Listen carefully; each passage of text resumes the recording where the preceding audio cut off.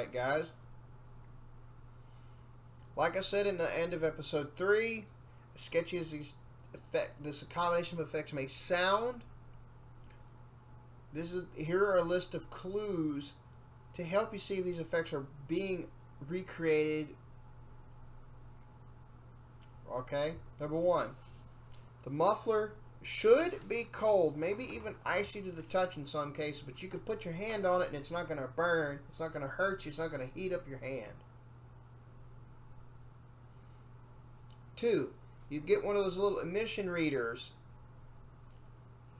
and it will not register NOx, carbon monoxide, carbon dioxide, or any hydrocarbons.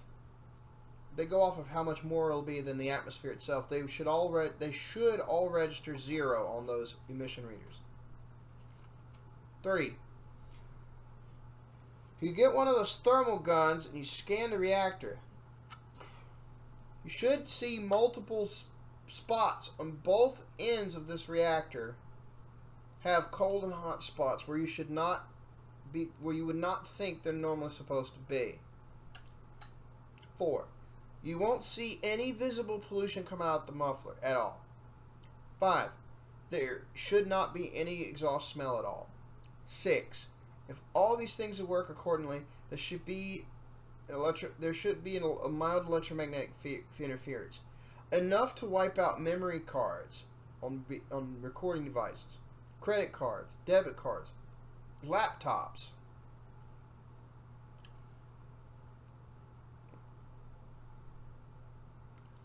That means number 7, if you didn't know.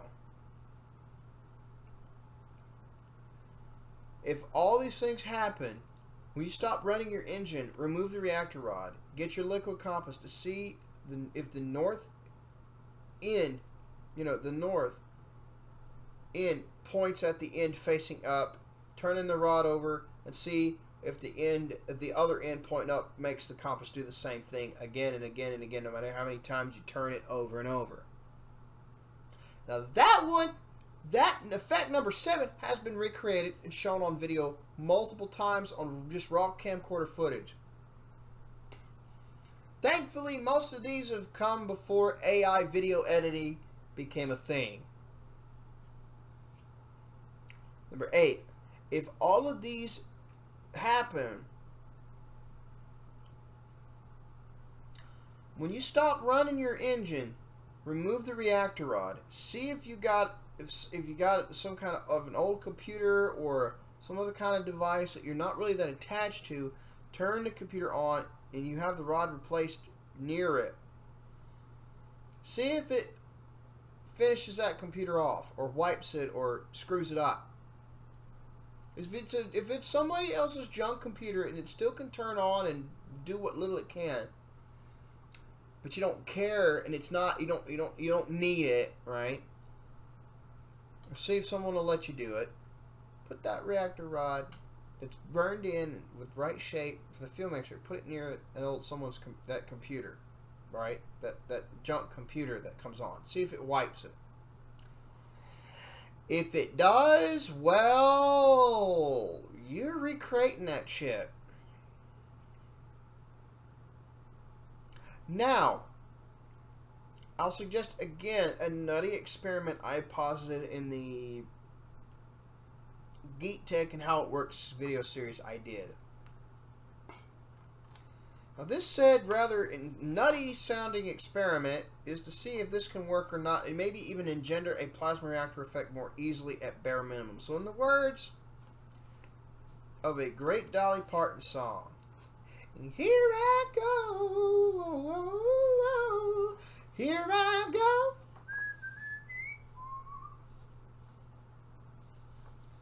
Like I said before, the original script for that included Ukraine's Chernobyl waters, but I'd rather not talk about that place. It's its current conflict.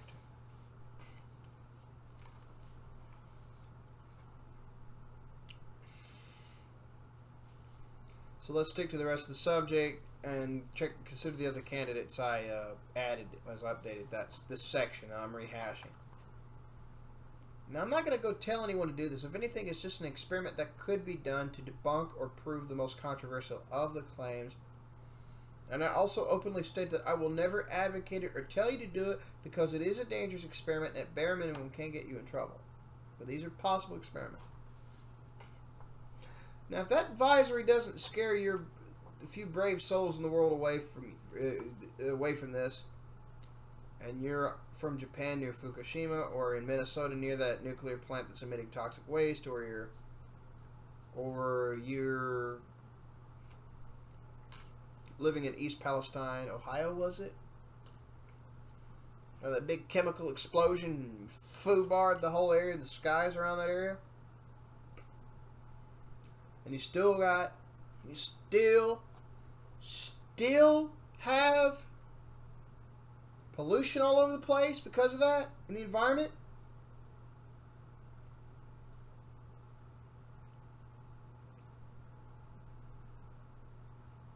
And you're a woman with a hell of a set of ovaries, or if you're a guy that's real ballsy, and you still want to do this? Oh boy. I'm not going to try to stop you. The warning doesn't deter you. You got some ovaries and testicles, and I commend you. So here we go. Let's try the online sources again, but cross-reference the free online plans with the stuff in my Dropbox folders for the GEET reactor. Mainly the folder that you're going to see in the description below. That folder link most specifically. The second one. Let's use all the info I gathered for this and try to make this work with preheating of certain of the fuels. Like heavier fuels if you want. Running one modified carburetor for each fuel. Pull the mixed vapors and a small amount of exhaust smoke with a strong vacuum through the reactor pipe. With the fuel in it by making the vapors go into two separate pieces of fuel line or more that fit into Y splices or a Y splice. Then finish going into the intake of this reactor pipe. Bop, bop, bop, bop. Then make it finish going into the intake of the reactor. Make it to where the engines still work at optimum operating temps.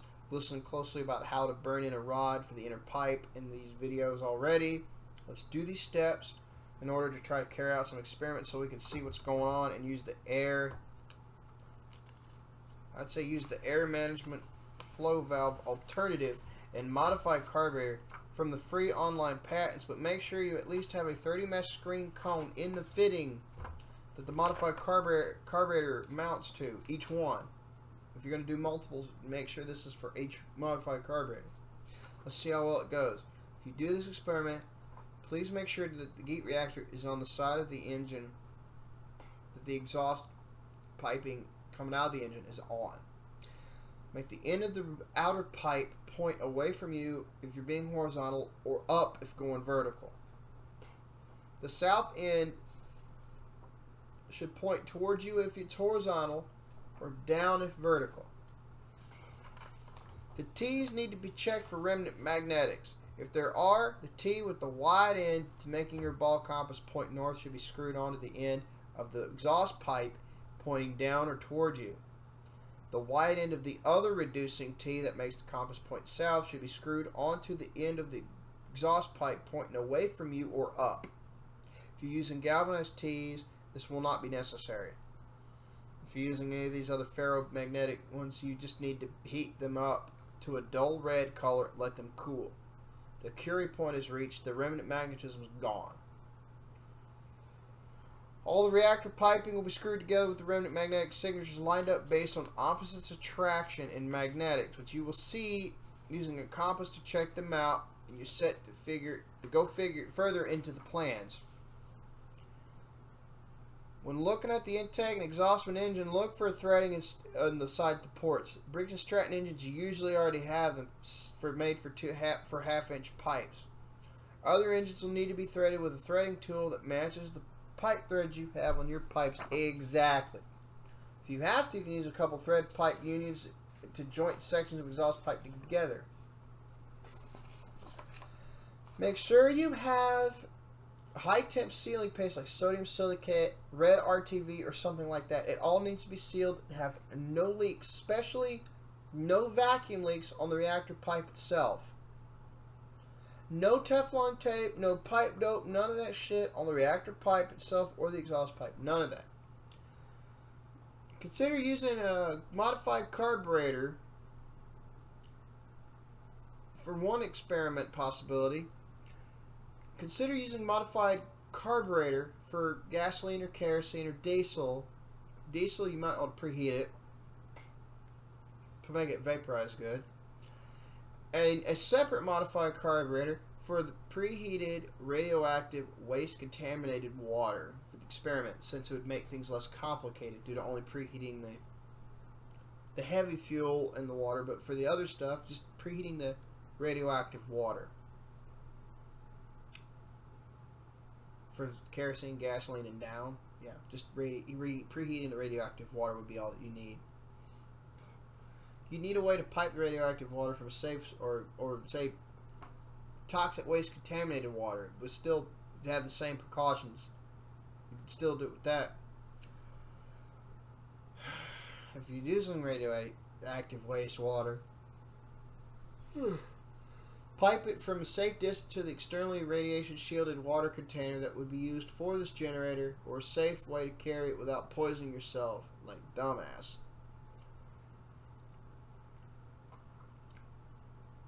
Go back to the episode prior at this timestamp down below to listen again to tell you how to make a proper reactor rod. Show you.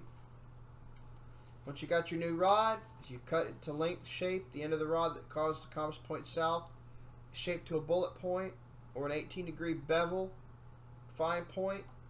Make the end of the rod that makes the compass point north cupped, or keep it as smooth and flat as possible. Finally, when the new rod is burning and everything's running accordingly, we start running the engines.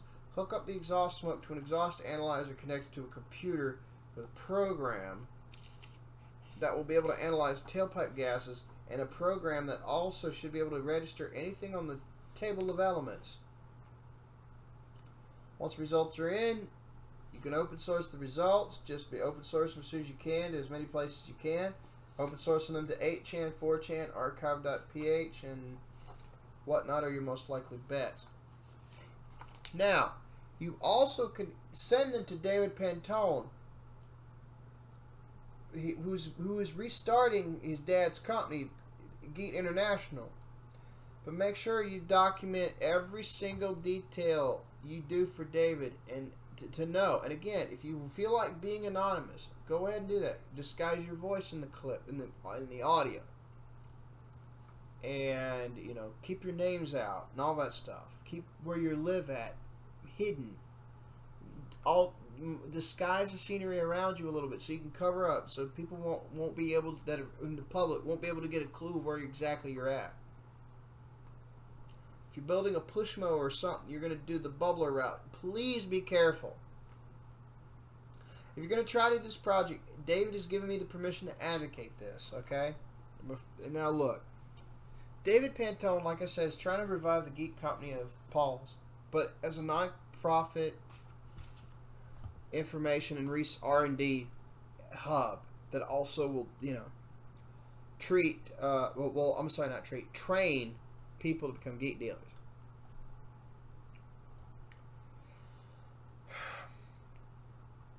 It's a motor driving, waste eating, clean burning solution potentially to all the nonsense out there. Potentially. Imagine cutting your cost of living anywhere from 50 to 90%. If this thing gets truly confirmed with more experiments like this, without sacrificing modern life's luxuries, while increasing your productivity and raising your sense of security in all the right ways. Imagine higher oxygen air.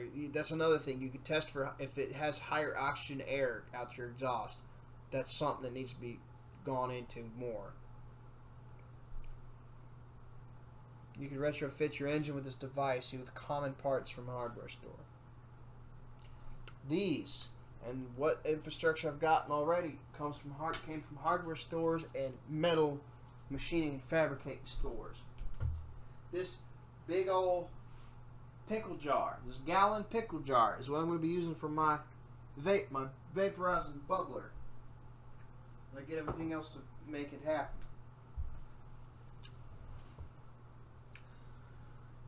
It can be done. I'm doing it as well.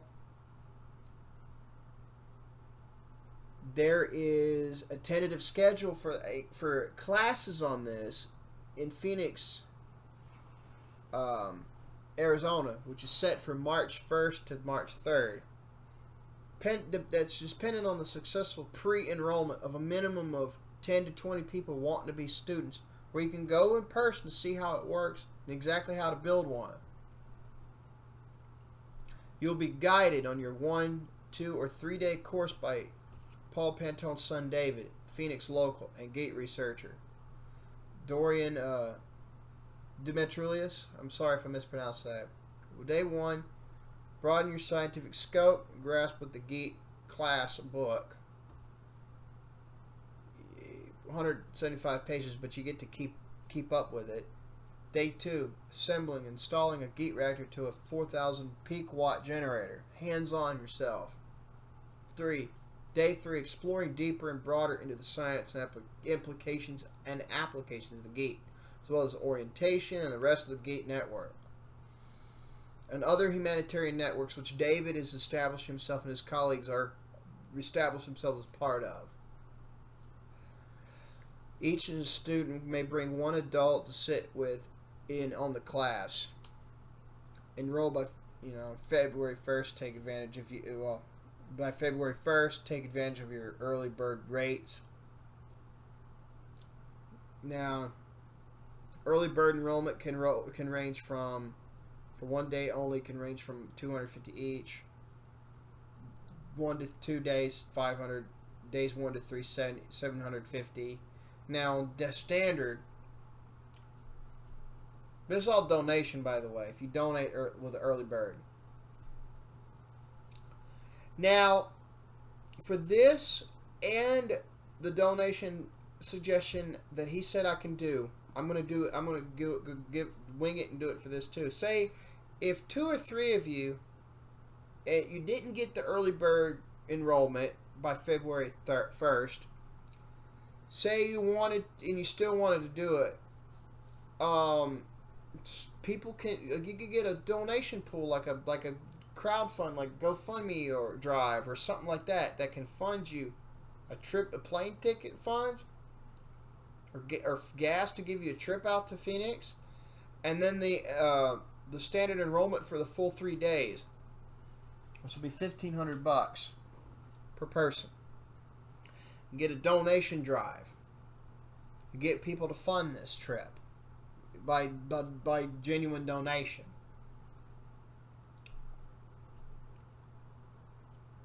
You can call David Pantone or email him to learn more and begin the GEET class enrollment process right now. I will have emails and phone numbers and all that stuff down in the description below.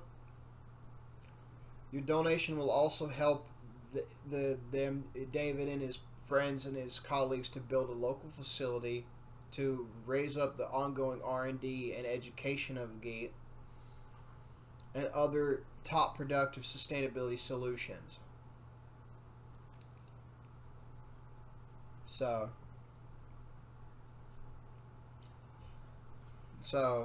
then when it comes to the basic donation,